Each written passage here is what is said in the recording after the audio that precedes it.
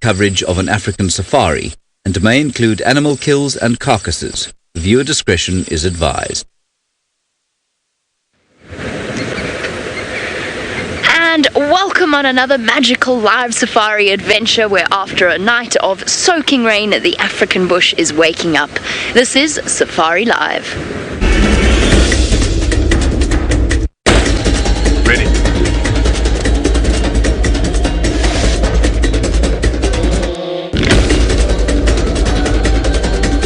Standing by.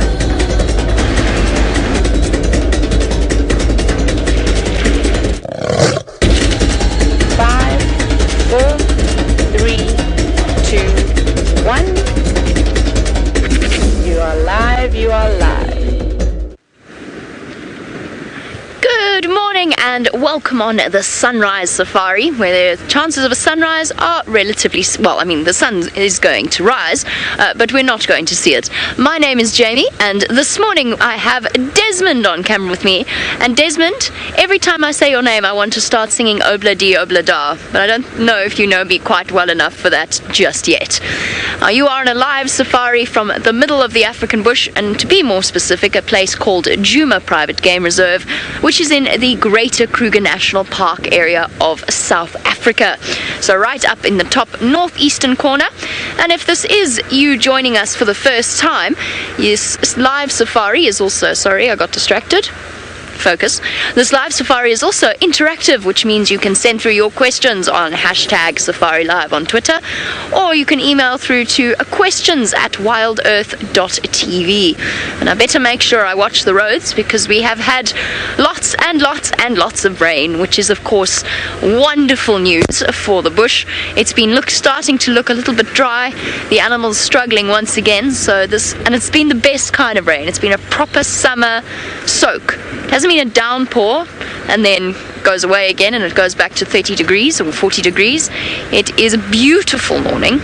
It's actually quite a cold morning, and I think there's more rain on the way. Hence the large canvas structure above my head.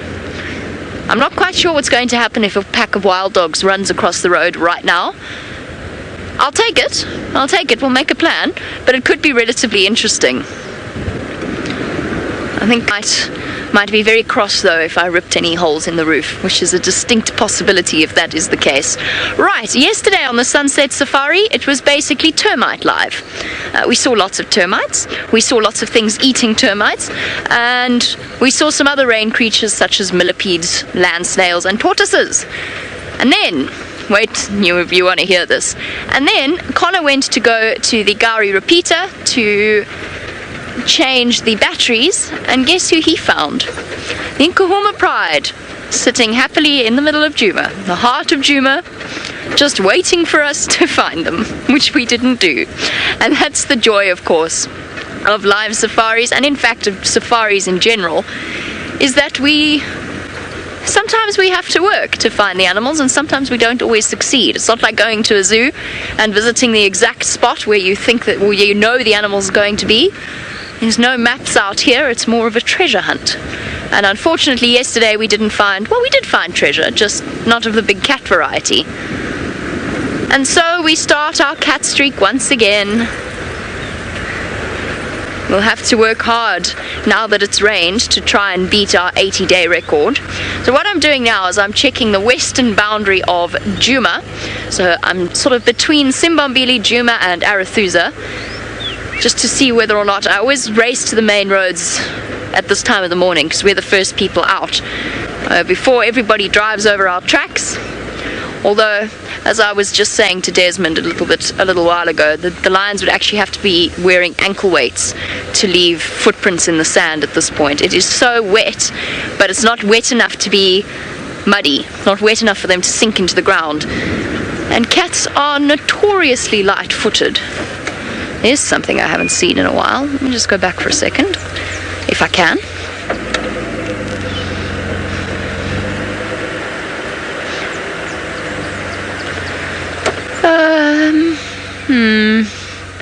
It is an elephant track, faint and almost invisible. It's over there. I don't even remember what an elephant looks like. This is the track here. And it looks as though it was from yesterday. That's it. Perfect. Thank you. It's basically invisible. It is essentially a large circle in the road. Now, I'm not entirely sure what an elephant looks like anymore. I'm pretty sure that they are those big grey things with the large noses. But it's been so long since I last saw an elephant that I'm starting to forget. It's quite sad. I miss our elephants. Apparently, they've all gone to the south, which is perfect. It's wildlife, there's been rain, they're where they should be. It is fantastic news. But it would be very nice if they decided to come and just pay us a visit. 3 elephant tracks. They're going on to Djuma, but they are they're not fresh tracks, which means those elephants could basically be in Kruger National Park at this point. We shall try. Shall do our best. In the meantime, we've got something else to distract us. I'm hoping he's going to stay. Hello, big boy. Oh, you are magnificent. It's a magnificent male kudu. And the males tend to be somewhat shyer than the females. Let's see if he will let us get a glimpse of him. Still learning to use this roof, by the way, so my apologies.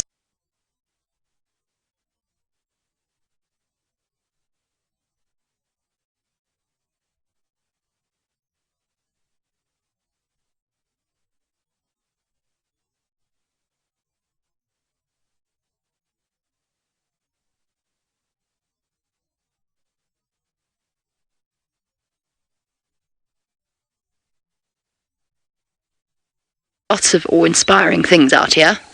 And a male kudu is very special, with their massive spiraling horns, which you can't see because he's hiding behind the trees. There we go. A glimpse of probably one of the most beautiful antelope that we get out here. Not that we get many ugly antelope. Oh, mister, you're hiding. With your massive thick neck. Nibbling away on the white berry bush. So all of the animals are actually really enjoying the fruit season out here. The white berries are fruiting, the marula trees are going to start fruiting soon, and that means a really nice extra intake of sugars in their diet. And he's going for both. You can just see the white berries there, and he's nibbling away at the leaves. And that's something that we can eat as human beings as well. Although you shouldn't really eat the seeds because they make you feel a bit woozy. I don't...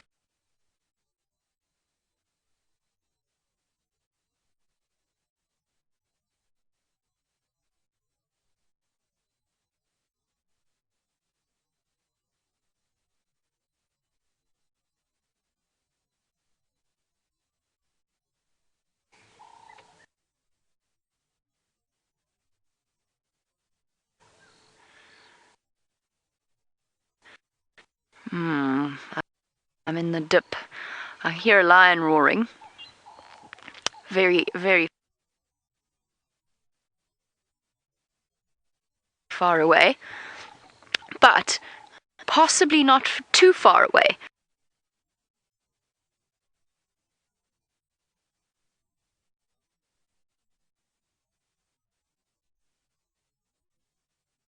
My territory just yet because it's going to rain again and there's well not bother. I don't want to waste the precious urine. Sounds like a weird sentence, but you know what I mean. I'm lost in my... Sorry, I'm looking for something. Oh goodness gracious. Where is it all gone? There we go. Whoops. Dreamy. What have we done? Haha! I'm back once again. I'm a little bit concerned as to what caused that, but hopefully it doesn't do it once again. I have a nice surprise. This is what we've been searching for. Now I've got to try and figure out how to do this with the roof. It's actually such a beautiful example. Here we go. That should be able to...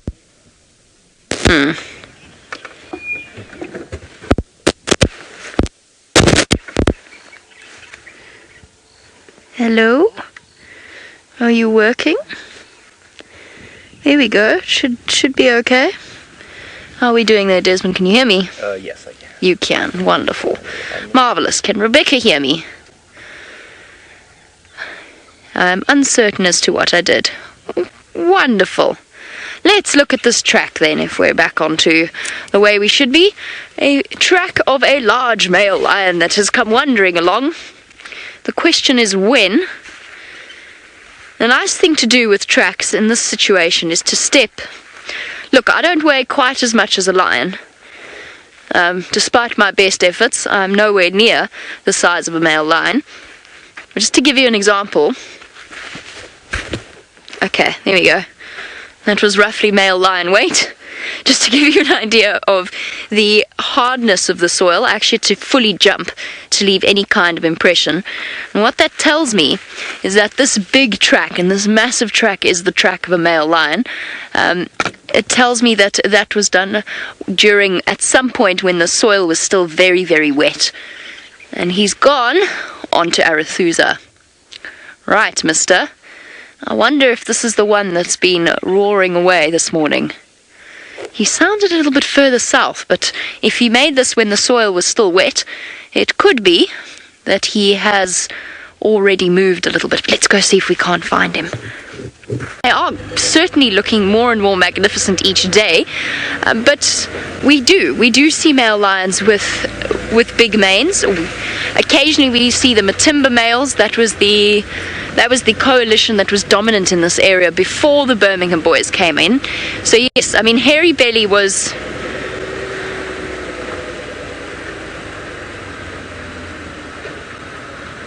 Sorry, I'm just listening to the Game Drive channel. Somebody else calling in that they can hear lions as well.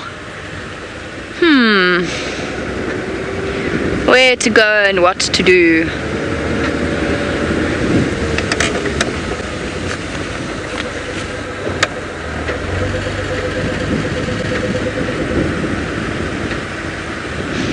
Of one of the males on Arathusa, but I'll start making my way back towards that area in a bit.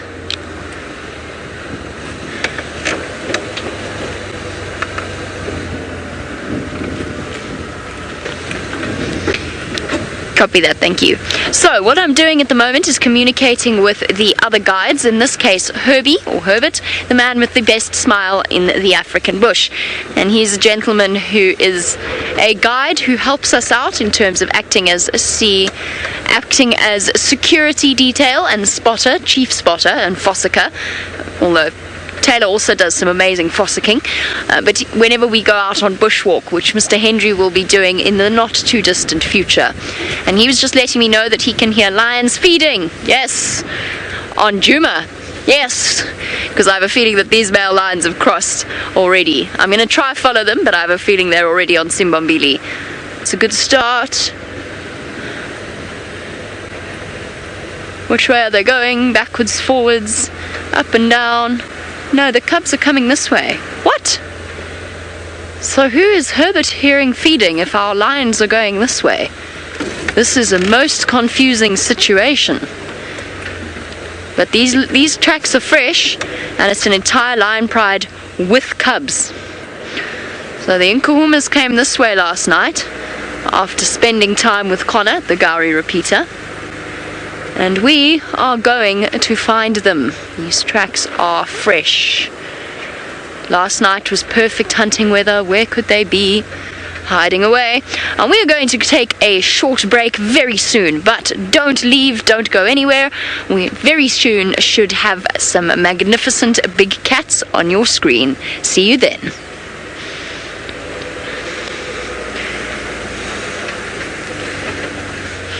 We, of course, are not going anywhere. That is just us practicing for our television appearances. And on that note, I hope you are all very, very excited for the television specials that will be starting on the 1st of January. Very exciting news, and we will be doing an 8-week-long TV specials to Nat.Geo Wild. Very sadly, only to the US, as far as I know. But very exciting news for us. There is a vulture over there. And goodness me, let's get all of this done while we are trying to find these lions. Not only will we be doing a TV special, Desmond, I don't think I can get you a view of that vulture. No, I don't think. All the way back there, indeed. All the way back there. Nope, that's a tree. This is not Desmond's fault, it is mine. No, I don't know. I'm uncertain. There is a vulture there. You will have to take my word for it.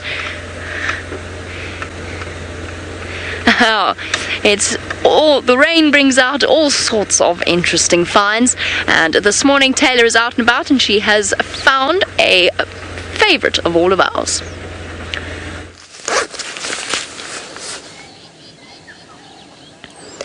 Good morning, and it's very cloudy here on the Sabi Sand, but I'm sure you've already seen that with Jamie. Now, of course, my name is Taylor, and on camera with me this morning we have got Brian, and well, the thumb that for some ridiculous reason keeps outdressing me. Is that a word, outdressing me? Is it one? Maybe, well, whatever, you get my drift where I'm going with that. And, well, the only time you'll ever look better than the thumb is unless you're on your way to a board meeting, or perhaps you're on your way to a fancy dress party. Now, if you look over there, we had something very cool for you. An animal that I haven't yet to find. And I think I'm being a bit slow, like this snail that we've got here this morning. And I know that we've been seeing quite a lot of them around, and it's fantastic. I presume that they've been estivating away for the last couple of months, seeing as though we haven't really had rain. And I'm trying to think. I think I saw one last year, so they did come out again. They haven't been away for an entire year. Every now and then when you have enough rain, they pop out. Now, I must tell you, as gorgeous as what these creatures are, unfortunately, if you are from the US, it is illegal to have an African land snail as a pet. So in case you were wondering and you were thinking perhaps of getting one to keep at home, you will not be allowed to. You'll just have to view them out here with us. Or, well, then you're going to have to maybe move to Africa where it is legal to have a snail as a pet. Well, specifically an African land snail. I don't know if you'd want to have a snail as a pet. I think they could be quite high maintenance. See, this snail, he or she, shim, as we should probably correctly call this snail, comes back out of its shell. Isn't that a funny looking thing? They remind me of oyster mushrooms. With, well, little eyes, I suppose, coming out of their hair. Now, as you know, we are in an ad break. Well, a pretend ad break, I suppose I could say. Hello, little snaily. You're very cool. Hopefully it'll come crawling towards us. And luckily we've got a bit of time to spare to sort of hang around while we wait for the ad break to end.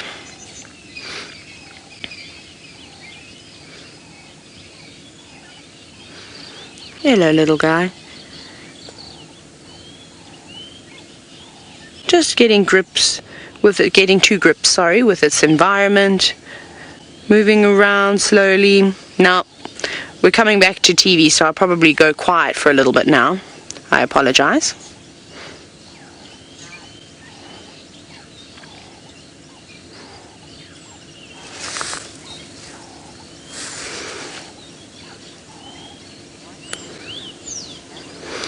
Welcome back. If you've just joined us, we are looking at a beautiful African land snail. Jamie is out trying to track the Nkahuma lions, and well, my name is Taylor McCurdy, and on camera this morning we have got Brian and the very gorgeous looking thumb.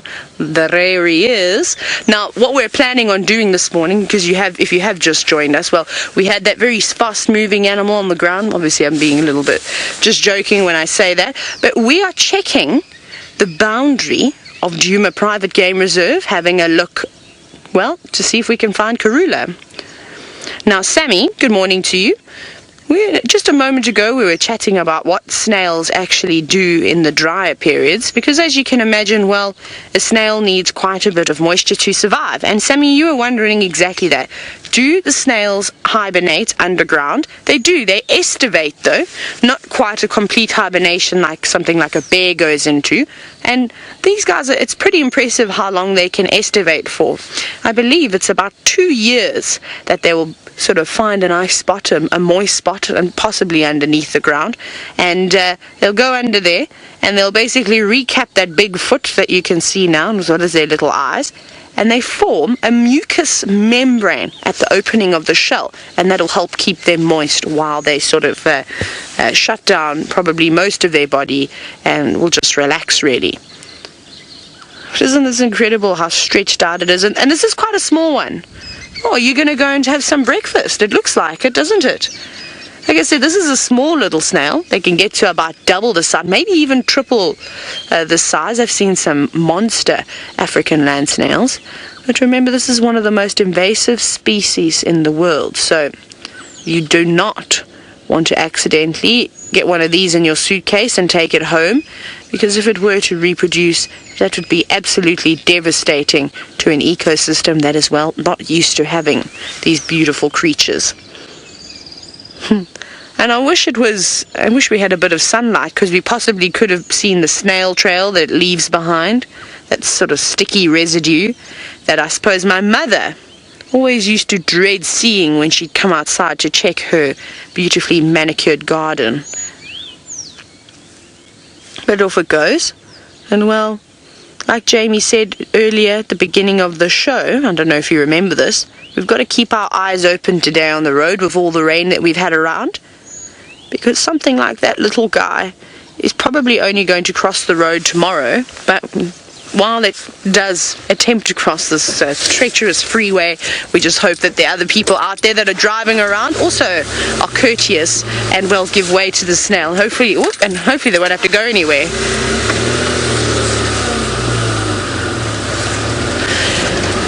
Now, speaking about the speed of a snail, which it lacks, Michael, you were wondering, because a snail travels so slowly, how far do I think a snail would travel in its lifetime? That's a wonderful question, Michael. I actually think it would be quite surprising as to how far it would travel. It depends on the snail, of course. You know, genetics have a lot to do with it. But I've heard of African land snails living for anywhere between 5 and 10 years. So it's quite a big variance. So 10 years, let's go as the absolute maximum. I reckon that, I don't know. Brian, how far do you think a snail could travel in 10 years? I reckon... I think quite easy. Like I said, I think it's a surprise. Unfortunately, Michael, what we'll have to do, though, is maybe it could be a project for down the line when technology really does advance, and perhaps we'll get a GPS chip that we could attach to the back of a snail that's obviously very light and possibly waterproof or something along those lines. Right. There's some gremlins hopping on board. Let's go back across to Jamie.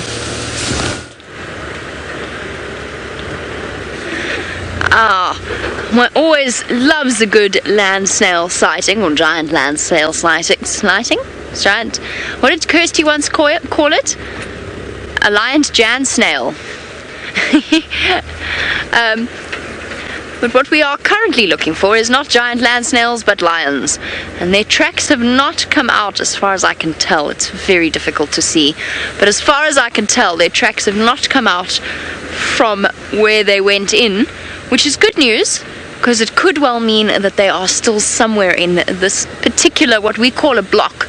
Now, a block is just the patches of vegetation between roads. Let me just check this open area. I don't see any signs of lions. Let me just check along this road. It's one of the last places to check. No. Ilana, you want to know how you could tell, or how I could tell that it was a male lion by the tracks. Ilana is 13 years old and is becoming a regular of the Safari Live family. Ilana, it's just size. It's pure. With lions, males are so much bigger. Drat. Not drat. I've just found the tracks coming this way. The tracks are so much bigger. So remember what it looked like when I stopped next to that big track in the mud. And yes, certainly their tracks get bigger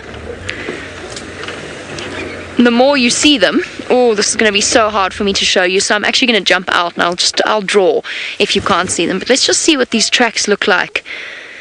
I think they're going to be a bit difficult for Desmond to show you in this light, but I'll try and show you. So a male lion is roughly 100 kilograms, if not more, larger than the female. So that's over 200 pounds. And that reflects in the size of its foot. I mean, from this angle, these could be scrub hair tracks. So a female lion, a lioness's track, is... If a male lion's track is roughly the size of my palm, so let me draw one for you. This is a male lion track. These toes are massive, and the back of his foot is massive. So there's a male. That's the worst track I've ever drawn. There's a male lion track. It's roughly the size of my outspread hand. A lioness in comparison, if I can sweep the board clean, a lioness in comparison is... She looks kind of like this. So much smaller than the size of my outspread hand. So it's very easy to tell the difference. Even a young male, even a male of around 2 or so years old, is going to start showing that it has bigger feet than the females. So the difference is very clear. Already the cub's tracks are nearly the size of an adult's track. The feet are usually the first thing to grow. Those of you with puppies and kittens, you'll know all about that. You'll know how big their feet are. So our lions have walked that way. Let us go and see if we can find them. I'm going to be very embarrassed if... Not embarrassed, it's not embarrassing. I'm going to be very amused if it turns out that they've gone all the way back to Djuma, and I'm busy tracking them here on Arathusa, and in the meantime they've done a full circle, and they're where Herbie thinks he heard them. Because I can't quite work out which lions Herbert is hearing calling, if it's not these ones. Let us see. The mysteries of the evening, just waiting to be unfolded. So Lana, I hope that sort of made that clear. It wasn't, I know it was difficult to see. And Dan, you say, is it true that when lions walk, their heels don't touch the ground? It is absolutely 100% true. And, goodness, rain covers flying everywhere, wind gusting, rain falling, people screaming in my ear. Hold on a moment. There we go. It's going to make my life a lot easier. So Dan, all creatures with paws, dogs, cats, all of them, when they walk, their heels don't touch the ground, and that's because they have what's known as digitigrade foot structure. And what that means is that the bones of the metatarsals and the metacarpals in the paws, let me just stop to try and explain this because it's quite a complicated one. The bones of the metatarsals and carpals are extended.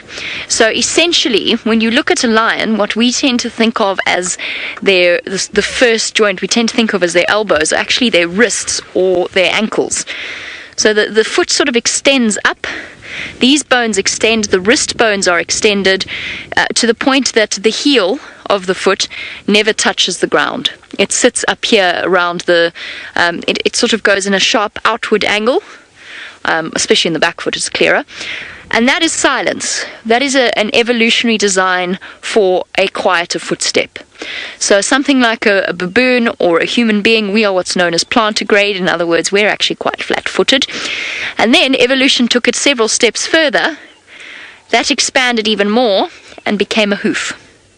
So the rest of the toes became fused and solidified, and only the two longest and most solid toes remained to form the two halves of a hoof, the two fingers of a hoof. So yes, it is very true that when lions walk, their heels don't touch the ground. It's actually true of all of the pawed creatures. Anything with paws, that is why. Silence and speed are the two adaptations, because of course human beings, we tromp around. And one other creature with a very, very plantigrade foot is a bear. Bears have plantigrade foot structures. And it gets slightly more complex. It's actually a lovely thing. I went through a stage. I've never been particularly artistic, but I do like doing anatomical drawings. I went through a stage of constantly drawing the foot structure, the paw structure of lions and dogs and cats. Found it fascinating, the way in which they change. And every single creature has the same basic structure. They've all got the same bones, they're just different shapes. They've got a wrist joint, they've got an elbow joint, they've got a shoulder joint. They're just in different sort of proportion to the body, depending on how that animal walks.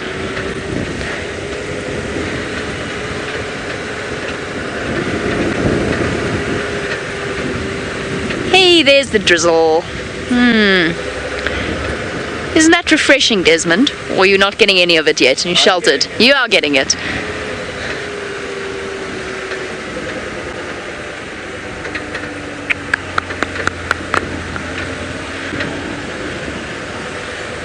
Okay, tracks are still in the road.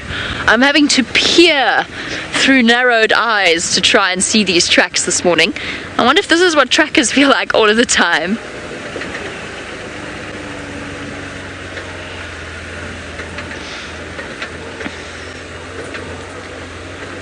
Michael, apparently you saw tracks of what looked like Nsugu, Mfumo, and Nena, 3 of our 4 Birmingham boys. You're wondering if I was perhaps tracking Tino.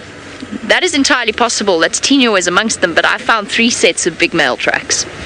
So yes, quite possibly Tino is amongst them, but at some point our lions moved away from Nkoro last night, unless I'm not tracking the Birmingham boys. I'm actually tracking, at the moment, I have to confess, I'm not tracking any males. I'm tracking a lion pride. I've left the males for now because I have a suspicion that they are not on our property anymore. So I'm going with the more likely culprits, and I think that these are the guys behind the roaring. Whee! Muddy, muddy, muddy. These are nice clear tracks here. I'm not going to get out and show you them once again, but I just thought it would be a nice demonstration of our lions walking down the road. Here we go. All the lions. Where to now? Are we tracking the Nkuhumas? Probably. Could we be tracking the Tsalalas? Probably not. Just because there are no big males with them, and as I said, the males with the Salala pride, 2 years old, we'd see the difference in tracks, and there are cub tracks here. Just not as clear as the lionesses, because the lionesses are heavier, the cubs are lighter. Oh, what beautiful tracks. I want to come here with plaster of... Oh, no, where? No, lions. Why? Change direction. This track's going this way now. I don't understand. Which way do you want to go? That's okay. That's what lions do. They walk ahead, they come back, they rub heads, they carry on. Which way, everybody? Straight? Back? Straight. Straight. Majority of the tracks are going this way. Just to keep us guessing. It would not be any fun if this were easy. Oh, unfortunately, you are going to have to leave us. I know that Taylor is on her way for a visit to Buffelshoek Dam. We are looking for these lions. Don't go anywhere. We'll be back with you very, very shortly.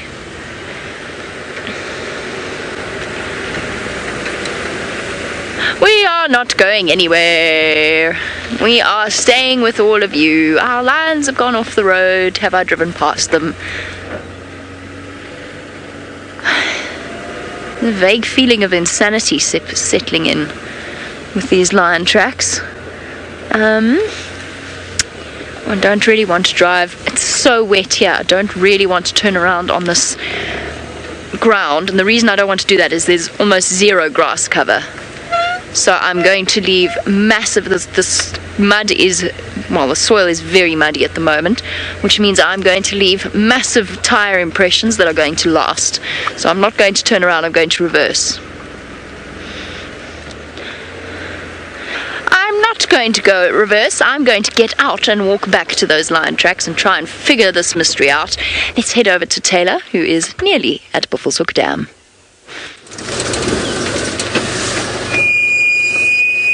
You'll see, it's difficult to depress the clutch this morning. Well, I didn't want to go in forward. I wanted to actually go in reverse. No? Jigger, you will go into reverse. Now, we just spotted something. I don't know how we're going to do this with the roof on. We'll try. Can you see there? No. Oh, actually, that's what I want you to see. You see the termite mound there, how it's open? Look at that.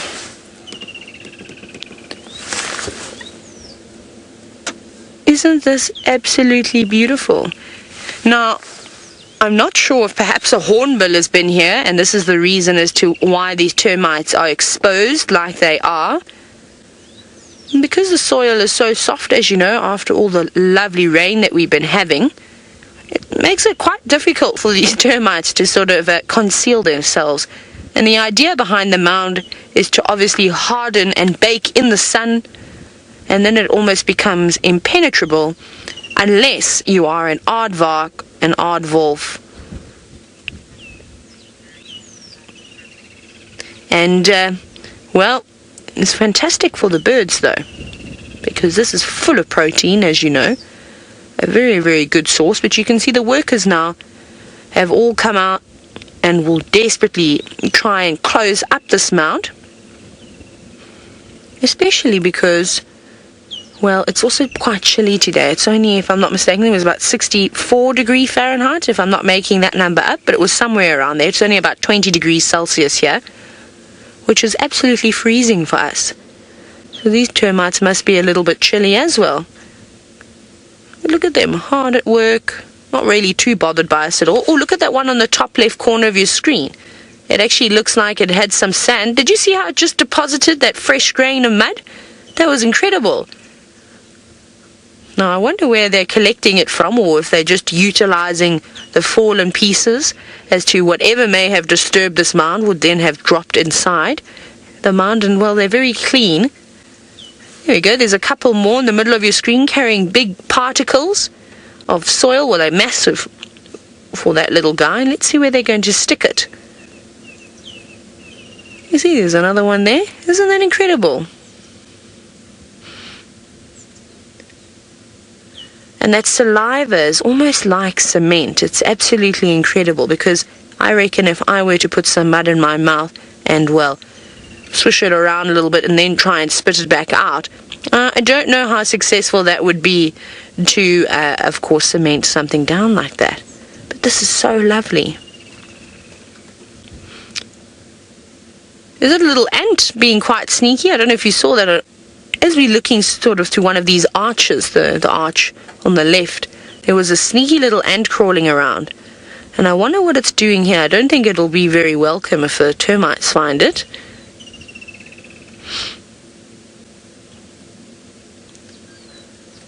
And all I'm hearing in my ear at the moment is that there's lots. It sounds like the lions are moving around or doing something quite interesting. And hopefully Jamie's going to jump on it and find those and kahumas for us. But look how lovely this is. Now, in about a minute or so, we're going to be going back into television. Our pretend television, of course. We're just practicing. You can hear that lovely woodland kingfisher calling in the distance.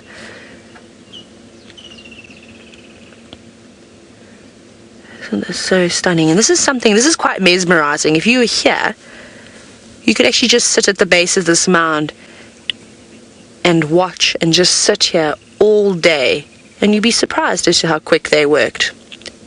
I'm going to be quiet now.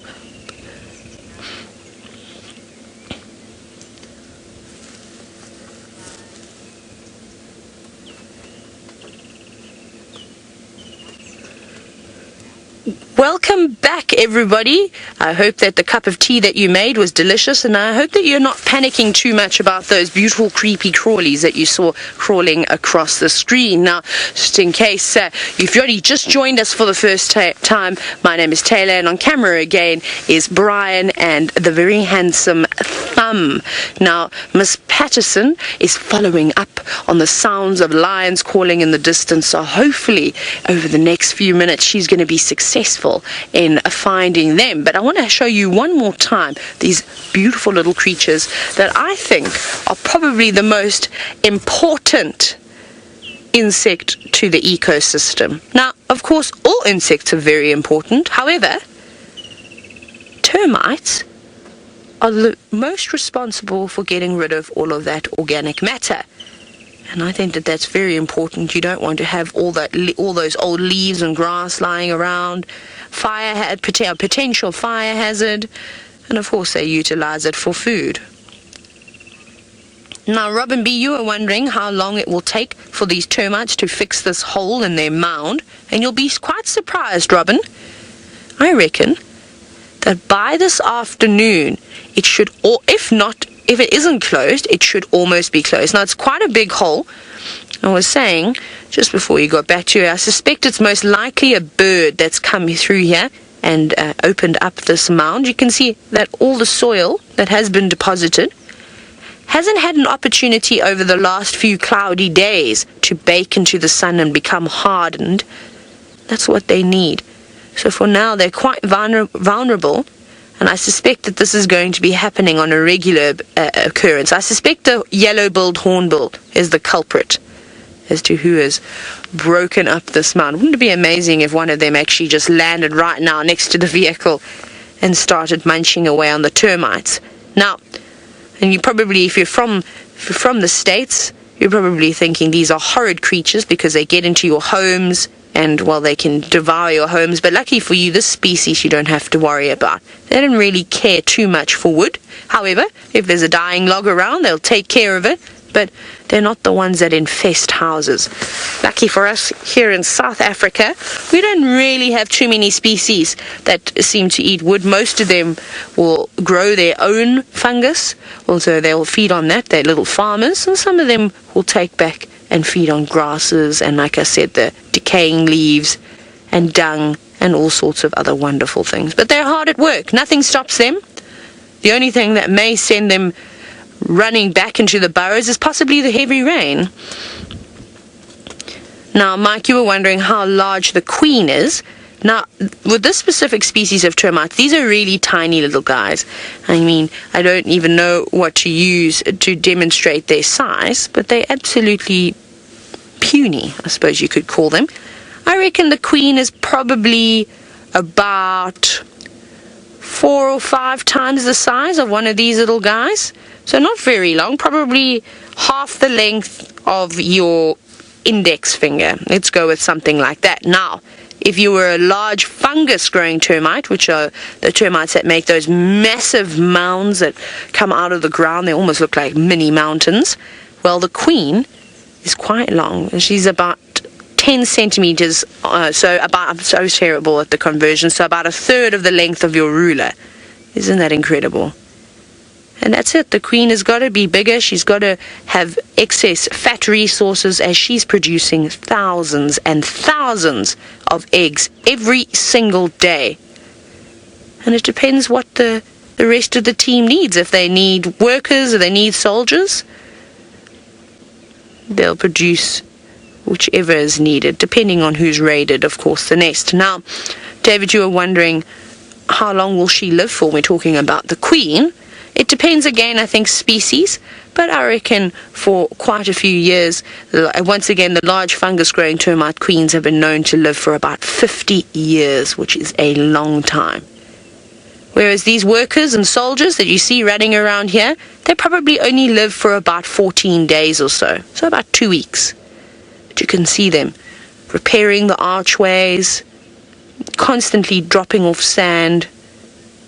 And like I said earlier, I suspect that they're just collecting the sand that had been pushed back inside the mound once it was broken open by a bird or whatever it may have been. And they're reutilizing that and, well, finding little bits that are weak and strengthening it.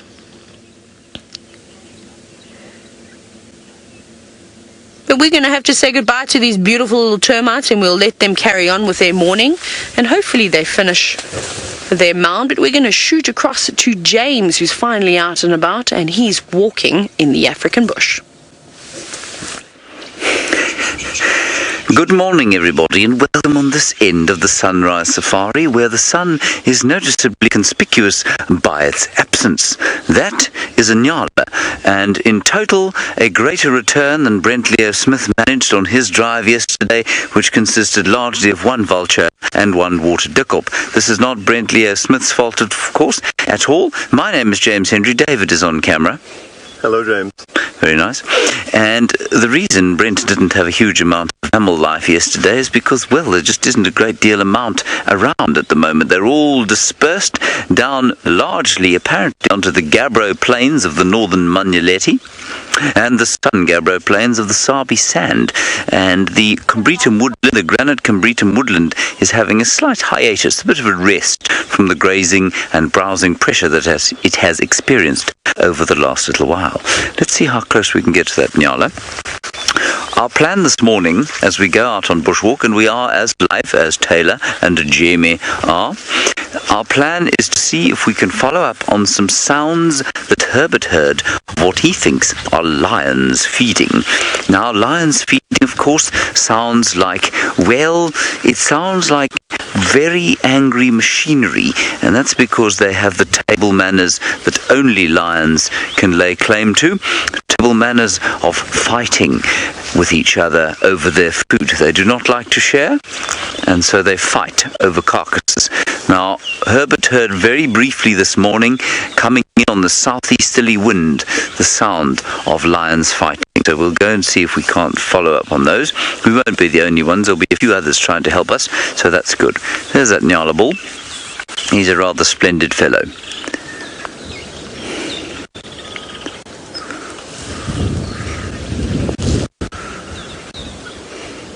Hello, Kathy. You're wondering about cloven hooves. You were discussing foot structure with pajamas a little bit earlier, and you would like to know about whether or not they were once hooves. Yes, they were to some extent. So mammals evolved from the reptiles, and the reptiles, of course, we know have toes, don't they?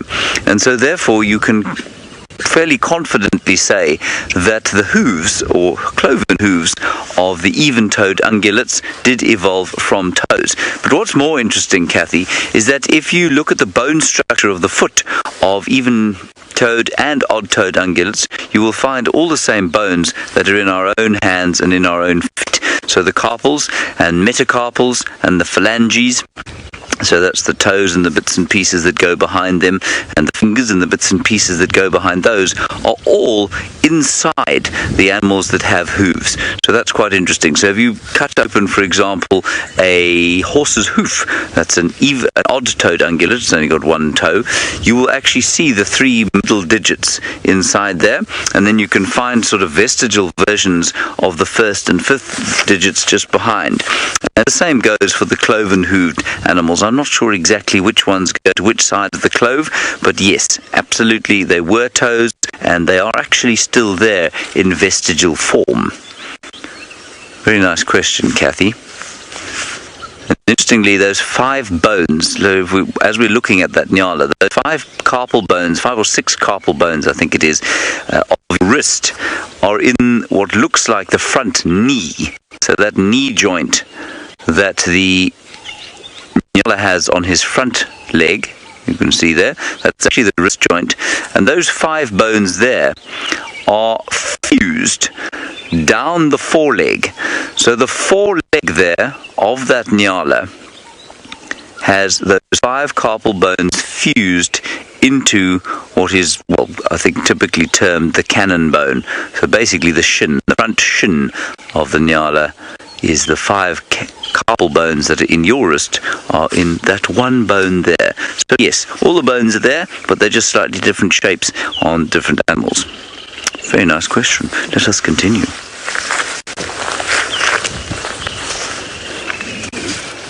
One must always look left and right when one crosses the road.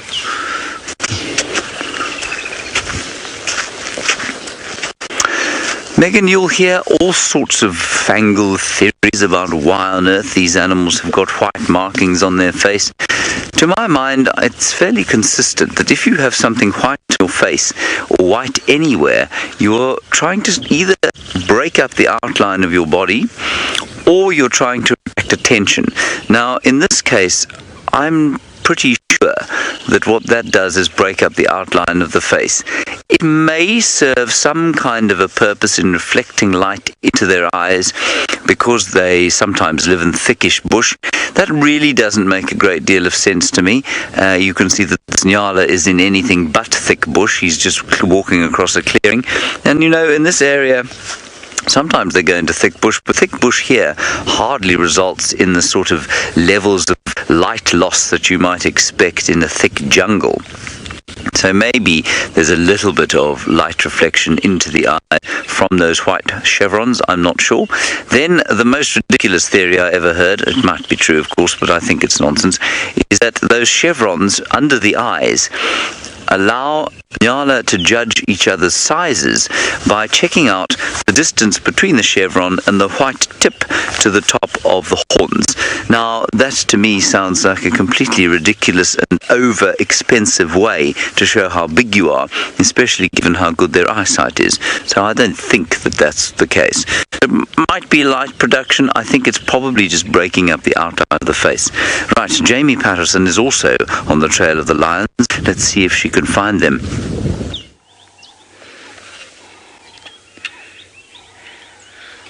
On the trail of the lions, but unfortunately the trail seems to have completely vanished somewhere onto Arathusa. But I found, the joy of actually going on these sort of tracking moments is that you actually find all kinds of interesting things in between.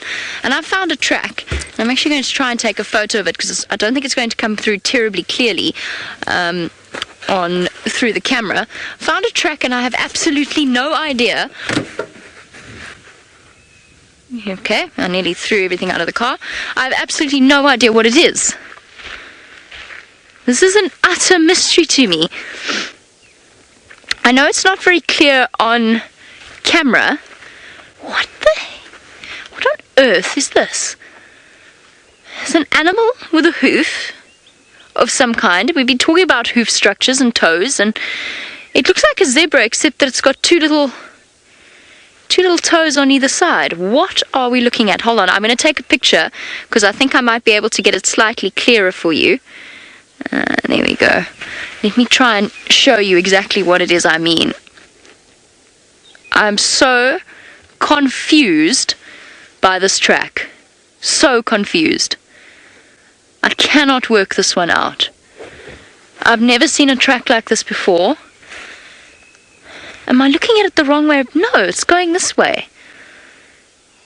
Bizarre. It's very, very seldom that we see a track that we can't immediately go, oh, that's this or this is that or whatever the case may be. But this one I am open to your suggestions because I have got absolutely no idea what this is. It's just no. I'll show you what I mean. Hold on. I'll show you what I mean. I think it'll come through clearer when you can see the track on the photo that I've just taken. You are welcome to send through your suggestions as to what you think this track might be because I'm flummoxed. What am I missing? What animal am I missing that has walked along this road? Is it a weird buffalo? Is it a deformity? I'll show you what I mean. Hold on a moment. So, the track looks like a zebra track, except... Okay, look here, if you can. Oh, hold on. We'll get back to the mystery track. It sounds as though James has got some conflict on bushwalk. Now, two creatures, of course, that are normally considered completely immobile, fairly boring in terms of how they move, are having a fight. Two hinged tortoises locked in mortal combat, one pushing the other's bottom.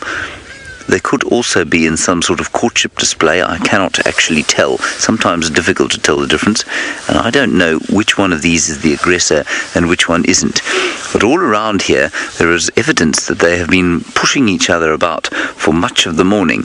There are lots of tracks and scrapings of bush and sand. Let's see what they do here.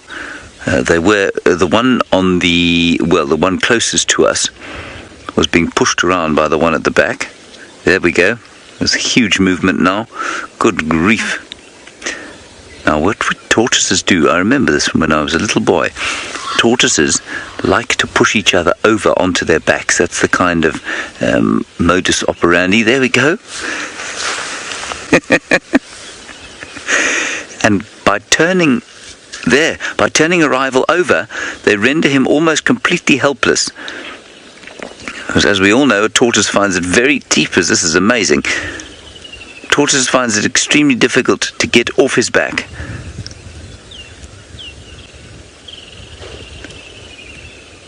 What a very nasty little fight we're watching here. I've never seen this in the wild. Two aggressive little Speaks Hinged tortoises. There's probably a lady Speaks Hinged tortoise around here somewhere. One trying to run away, the other simply not allowing it.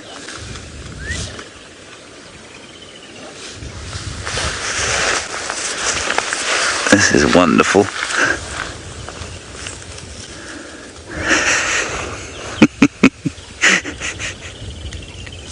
Let's go around the other side of the mound there. Oh, you see, every time we move, they start to get a little bit nervous of us. They forget about each other. There we go.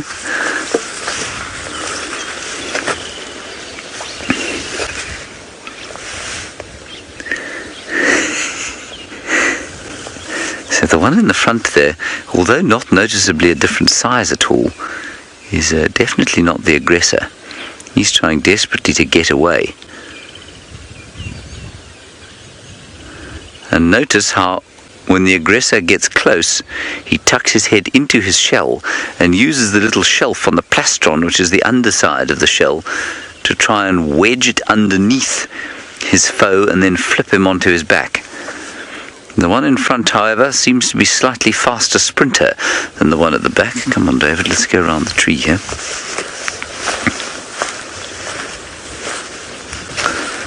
We're going at high speed now, everybody.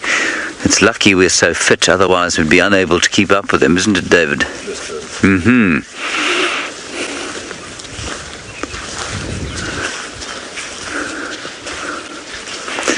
Now, I suspect they're probably estivated inside this.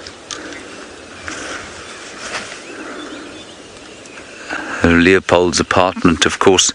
You're asking about our interference in a matter like this. If one of them was flipped over onto its back and unable to get back onto its front, would I help it? Leopold, of course, the Sabi Sand has a very strict policy of non-interference. That said, we do struggle to see a suffering tortoise, Leopold. So I'll leave it up to you to decide what I would do. Look. Headbutt. Headbutt again. Onto the back left leg. Oh. Third headbutt. It's like the jab.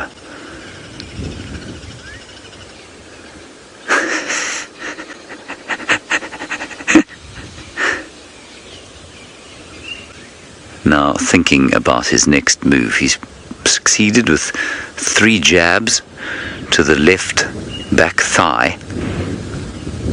Perhaps thinking about, oh, no, there we go. Oh, moving in for a stealthy attack to the side. Maybe this is a mating display. I don't think so, though.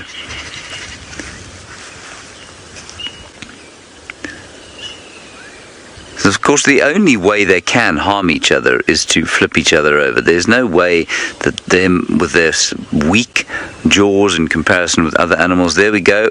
There we go. There we go. But every time we move, they freeze. We're just observing. Get on with it. Come on.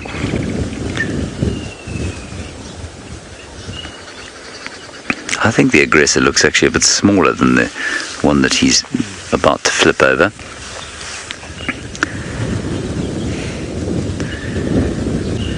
Looking at each other, considering their options. I think now that there is imminent danger for the one that's running away. With that hole there, he could easily be pushed over into it. Push home your attack. Here we go.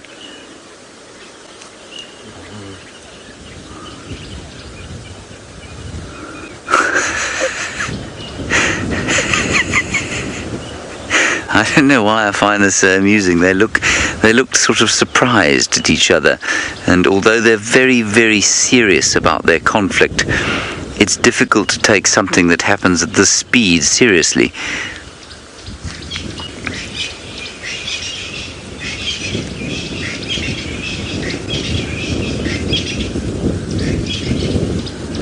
Here we go.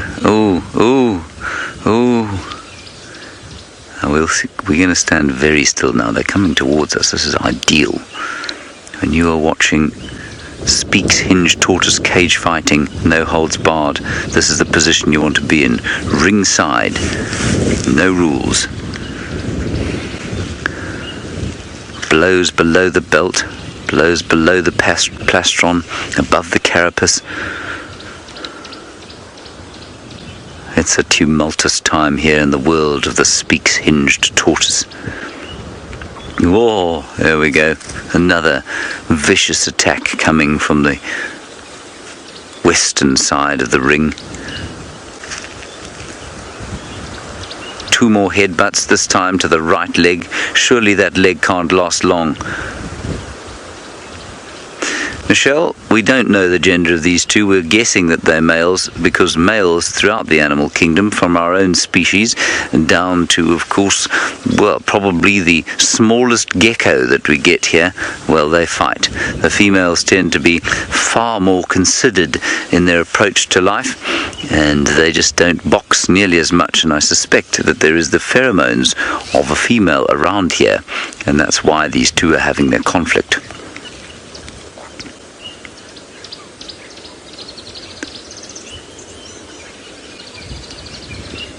I mean, it's very stealthy.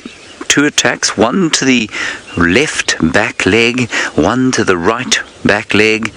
Now perhaps he'll move on to the front, or maybe the front tortoise has tapped out. Oh, look at him looking at us. It's almost like he's sort of playing to the crowd there, isn't it, David? Mike, it could be territorial. You saying, is it maybe territorial and not over a woman? It's possible, yes. But remember that the territorial fight, the only reason to have a territorial fight is because you want to attract women into your territory. So ultimately, I'm afraid, Mike, as with just about all male conflict in the world, it turns out to be largely about sex. Oh! He got him! He caught him with his beak! He caught the back leg. That was a very speedy attack. He's still biting it. I was just saying I didn't think that they could do that. I didn't think their jaws were capable of it. So let's just sort of action replay that. We have the left-hand tortoise now grabbing the right-hand one on the back left leg with his fairly sharp beak, and then pushing him down the mound. Now he's tucked in for the traditional spade swoop of the plastron. He's given up with the jabs and the bites. Oh, round 10 is going definitely to the one on the left. I think we better give them some names. We've got the one on the left is slightly lighter than the one on the right. So in the pale trunks, one on the left there attacking viciously the dark trunked one on the right-hand side. What What's that rather vicious Irishman who cage fights? Conor McGregor. Conor McGregor. We'll call the one on the left Conor McGregor, and the one on the right, what's another cage fight? Any idea? No idea. Let's call him Boris. Boris the Beast. We'll call him Boris the Beast on the right-hand side, being beaten thoroughly by Conor McGregor, the Speaks Hinged Tortoise. I obviously don't ever want Conor McGregor to find out that I have compared him with a Speaks Hinged Tortoise. That would be dangerous.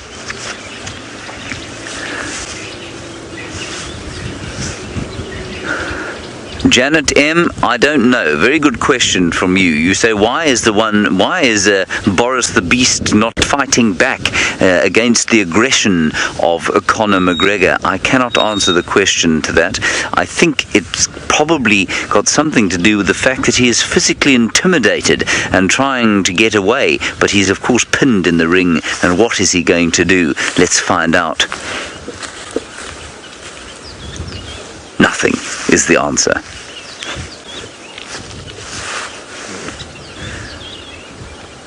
Well, it's obviously a round break at the moment. They're taking it. No, we're in. McGregor pushes the Beast further. The Beast now wedged up against a grass tussock. Will he be turned? He's going to be turned, surely. McGregor pushing. Oh! McGregor for the win. Pushing thoroughly. The Beast only just holding on with his vast size. He's a bit bigger than McGregor, but of course McGregor was born in the streets of Belfast, where there is great viciousness and no fear.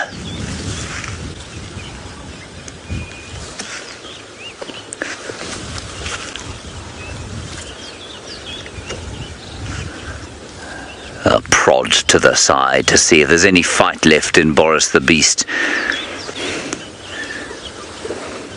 McGregor doing the equivalent of the tortoise whoop, trying to intimidate him, saying, "Hit this if you can, chum." But there's no fight left in the Beast. He's trying desperately to get away, stuck in the hexagonal ring that is the circle of life.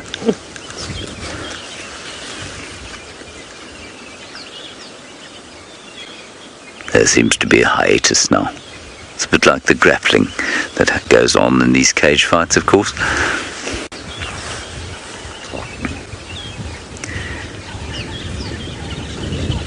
The wind blows, the scent of conflict in the air assails our nostrils as McGregor forges ahead and steels himself for yet another attack. And then thinks, maybe I'll wait. The Beast turning his back once more.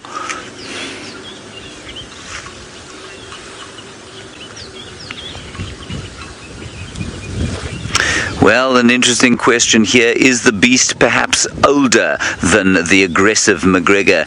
Does the fact that the ridge on McGregor's shell seem much more defined than on the Beast's? Could that mean that the Beast is an old dog and that his cage fighting days are coming to an end?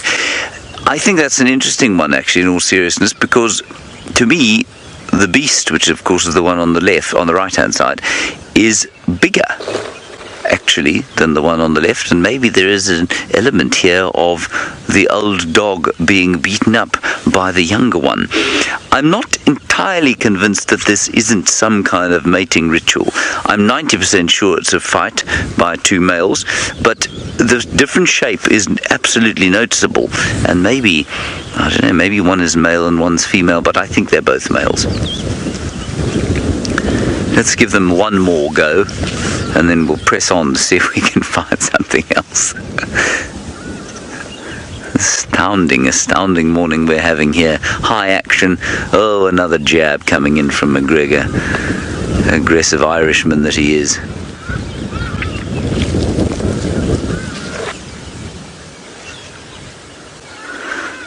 Perhaps he's asking, are you done yet, you old dog?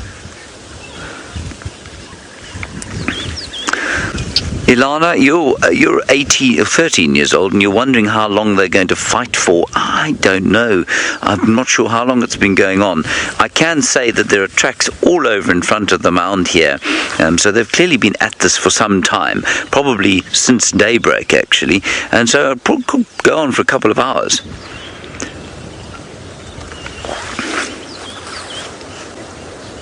And I think the beast's best bet is to stay dead still where he is now. Oh, here we go. McGregor pushing. He's got them on the wrong slope, though. I don't know that he'll be able to flip him up slope. But such, of course, is his strength. Such, of course, is his aggression, his desire to win over the day, that maybe the beast will be flipped even on the upslope. This is really incredible. Go on, push!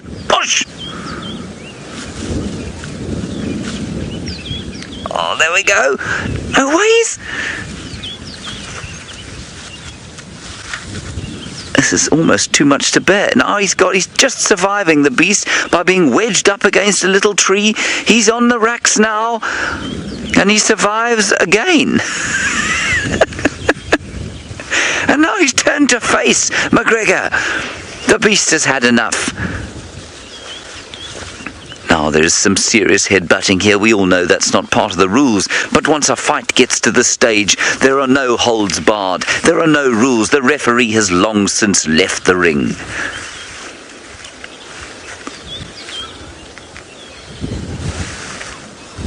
The tables are turning. The tables are turning. The old dog's got some fight in him yet. He pushes back and hisses viciously. Did you see that, David? He says...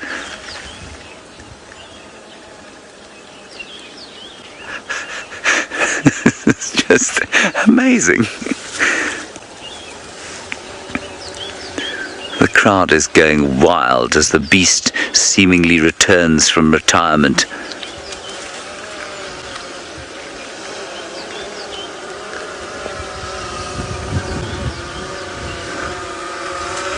And now, a rest again. And that, everybody, is not the sound of angry bees. Oh no. Things have got so exciting here that we may be able to view this fight from the air. Right, we're going to wait and see what happens with these tortoises here. Over, not too far from here, with her roof on, is Taylor, and you're going to go and join her from the air.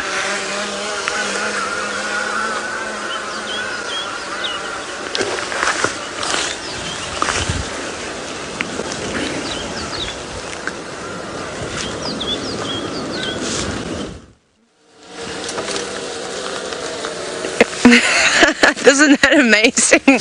With the drone flying over the top of us. I always think that is quite hilarious. And of course I was dangling out the side of the vehicle, having a good wave. Bye Connor, bye Connor's drone, and off they go into the cloudy sky. Now, I was sitting here just listening to the radio and it's getting quite exciting. It sounds like some elephants have been found somewhere. Now, not too far from here. It sounds like in Nyala Road South, but we know there are a couple of gremlins around that area. So what we'll do is we'll try and move into that area and have a look and see if we can actually pick up on these elephants. Let's see, because I haven't really seen any well, I saw 3. When did I see 3? I think it was actually yesterday, very briefly, but then they disappeared. So we'll probably try and find that lot. I don't know if it's a herd or if it's a bull, but you know what? Any elephant will do right now. So let's go back down that way.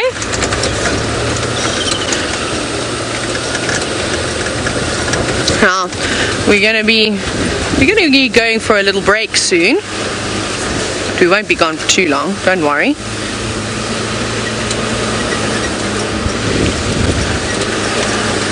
Oh, starting to drizzle a little bit now. Oh, there's Connor. Connor in his vehicle, driving the drone around.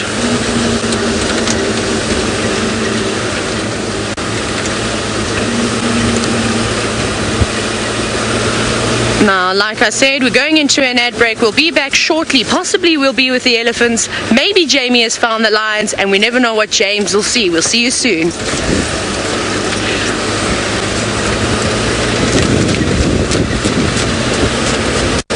Right, we're back now, of course, and we're going to carry on making our way around towards Nyala Road South.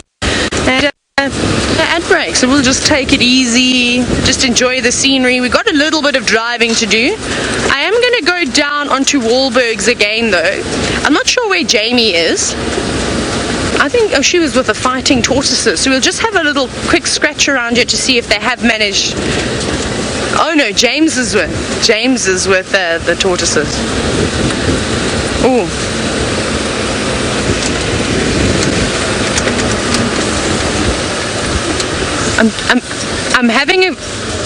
I'm just having a quick listen to the radio because it sounds like there's some new evidence that's developing on these lions.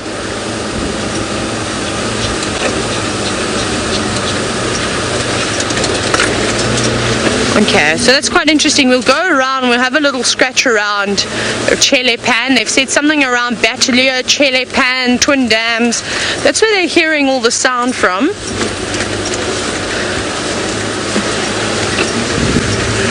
And, well, hopefully we're going to hear something. We'll go around there and we'll maybe try and sit quietly for a little bit and listen. So I believe we're going back to the drone shot, which is quite interesting.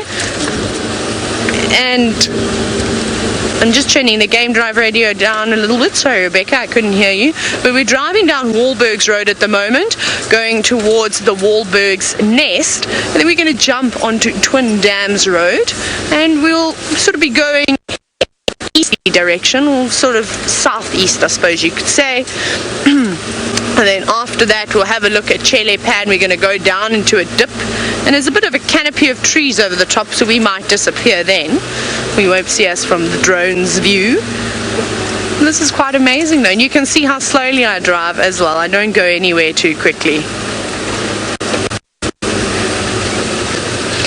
So apparently I sort of look like a gorilla in the mist, with all the, of course, all the bit of rain that's starting to develop now. But back to us, and well, you don't have to worry about that too much more. Like so, we just got onto Twin Dams Road now. And you know what? We all know how tricky this drainage line is that sort of runs between. And we know the lion's favorite spot. They're in here regularly.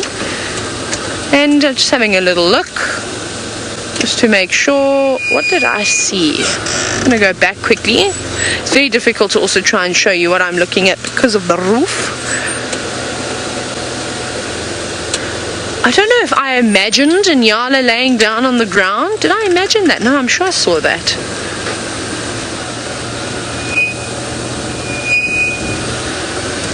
Now, it seems as though oh no, there were some Nyala laying in the far thick bush down in the drainage line. I didn't make that up, thank goodness.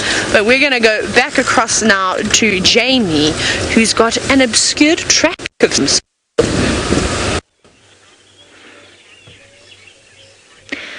An obscure track indeed, and this morning is full of mysteries. Where did the lions go, and what on earth walked down the road? I've left that track for now because I'm still trying to find these lions, but I did take a photo of it so that you can see, and maybe you can help me figure this one out, because it is a really tricky one. Look at this. What on earth is that? It doesn't have two halves. It's going this way.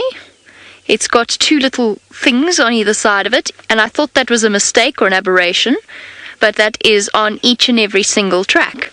And this looks like the front, and this looks like the back, or maybe vice versa. I have absolutely no idea what this is. A mystery.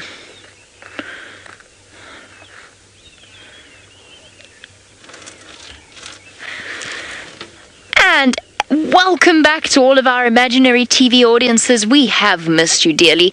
My name is Jamie, and this morning I have Desmond on camera with me, and we're coming to you live from a place called Arathusa Private Game Reserve, which is in the Greater Kruger National Park area of South Africa.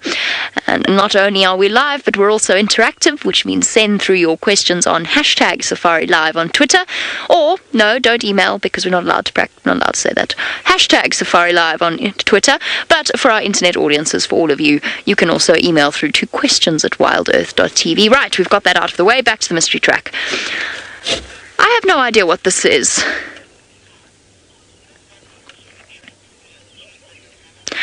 Becky, that's exactly what I thought. Could it be of two different animals? So I walked, because generally what you often get is you get two animals intersecting over each other. You often find it with antelope. They can be very, very tricky. But I walked all the way along the road, and unless the two animals were inseparable for a good 2 kilometer stretch of road, so over a mile stretch of road, it can't be two different tracks, because that was my first thought. I just thought I was going mental. So it can't. It's not an intersecting track. It is an animal with about a roughly 3 foot or meter long stride. And I don't know what it is. I have absolutely no idea. The track is about this big. Now, it could be, that sort of shape would suggest a zebra. But zebra don't have two funny little things sticking out of the back of their track. Could it be a buffalo? Well, no, because there's no division between the two of them. It's a big mammal. It's heavy enough to have left an imprint on what is actually relatively hard soil. And it's going this way. Ali, I think it must be a deformed hoof. I cannot think of what else it could be. So typically, when you get two impressions at the back of a track like that, an animal's track like that, it's usually the dew claws or the dew hooves, and you see it only in very, very deep mud. And you'll see it with buffalo, you'll see it with warthog. Whoops, the track nearly went for a walk. So a deformed hoof, perhaps something unifying there. The animal walks with a normal stride. There is nothing out of the ordinary about the way in which that animal walks. So I'm flummoxed. I'm absolutely flummoxed. I don't know what it is. It's not often that we find a track that we don't know what animal it was. And it's definitely, because you could sort of imagine that maybe it would be a deformed hoof with these two splitting off, but it's not. It is definitely going the opposite way, because the dirt is pushed from where the animal's hoof, the front of the animal's hoof, and it's got to be a hoof, dug into the ground and pushed backwards. And then it walks with a normal stride. It walks with a normal left side, right side, left side, right side, left side, right side. I'm so confused. I can't begin to tell you. I'm open to suggestions as to what this is. I thought for a second maybe it was a baby rhino, but it's not. It is most definitely not. That's something I would have recognized instantly, and also a baby rhino wouldn't be walking along on its own. A rhino do have two side toes. They have 3 toes. There's a sort of a large front one, and then there's 2 on either side. But you see the back of the foot very clearly in a rhino, and their side toes aren't that small. Not even in a black rhino, which again would be exceptionally unlikely walking along Triple M. I don't know what the answer to this question is. I thought about that as well, Michael and Janet. Could it be an antelope that we don't see very often? Possibly. But the thing is, a sable's track looks a great deal like an odd waterbuck. It's quite a sharp track. I've seen them before. I'd recognize them. I'd know what it looks like. They're perfect. The sable actually has a perfect antelope track. I mean, it's been a long time since I've seen a sable track, so it's possible, but this isn't an antelope. It looks like a zebra, but with 2 dew claws at the back. Zebra don't get dew claws. We haven't seen a zebra in who knows how long. It's a total mystery to me. I cannot work this one out. I have tried to think of everything. It's an animal. It's a bovid. It's got a hoof. It walks with quite a normal stride. It's a relatively medium, I think from the stride, it's a medium-sized bovid. I genuinely have no idea. And it would be so peculiar to have all 4 hooves deformed. I'm sure I'm being daft. I'm sure I'm missing something. And I can't think of what I'm missing. It's not a paw. It's not... Very, very good suggestion from Inanna. You say, could it be a giraffe that had slid down the road and spread the toes? Because antelope often slip in mud, and the toes spread out slightly, and that is very common to see. Except that the split's going in the wrong direction. So if it was a giraffe walking in the direction that this animal, and it's very clear which direction it was walking in, so I'm not mistaken about that. It's very clearly dug little sort of turfs in the sand. If it had been a giraffe slipping in the sand, the hooves only really separate that way. Unless... No, but the back of the hooves aren't sharp enough to have made those little points. So good guess. It's a very good suggestion, but it's not that. I need Rainius. I need Herbie. I need somebody. I need somebody's help because I'm utterly flummoxed. I'm also utterly flummoxed as to where these have gone. I think it's the males that are calling on Djuma. So Taylor's going to be following up on them. I'm now determined to try and find these nkuhumas. It's been had a conversation with somebody who didn't quite believe me as to where the tracks went. They've gone this way, you know that.